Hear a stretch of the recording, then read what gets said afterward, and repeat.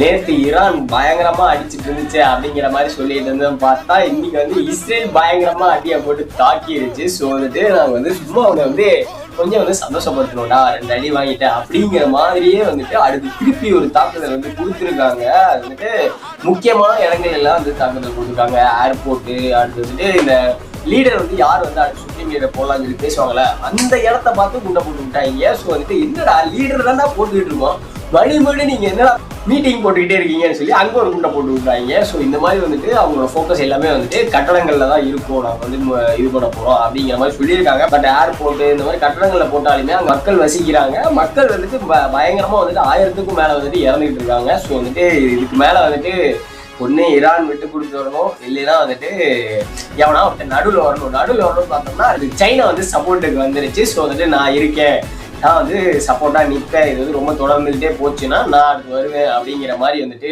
சொல்லிடுச்சு. அடுத்து ட்ரம்ப் ஈரானுக்கு வந்து சொல்லியிருக்கு, என்கிட்ட வந்து இன்னும் வந்து 4-5 வாரத்துக்கு கூட, ஒரு 2-3 மாதத்துக்கு கூட என்கிட்ட வந்து ஆயுதங்கள்லாம் இருக்கு, நான் வந்து ஈக்குவலாக போட்டி போட்டு சண்டை போட்டுக்கிட்டே இருப்பேன், என்னால் முடியும், நீ பார்த்துக்க அப்படிங்கிற மாதிரி ஒரு ட்விட் வந்து சொல்லி விட்டுருக்காரு. ஸோ அதையும் தாண்டி வந்துட்டு இனிமேல் வந்து பேச்சுவார்த்தைகளாக இடமே கிடையாது, அவ்வளோதான். சம்பவம் வந்து நடுநடுங்க வச்சுட்டு இருக்காங்க.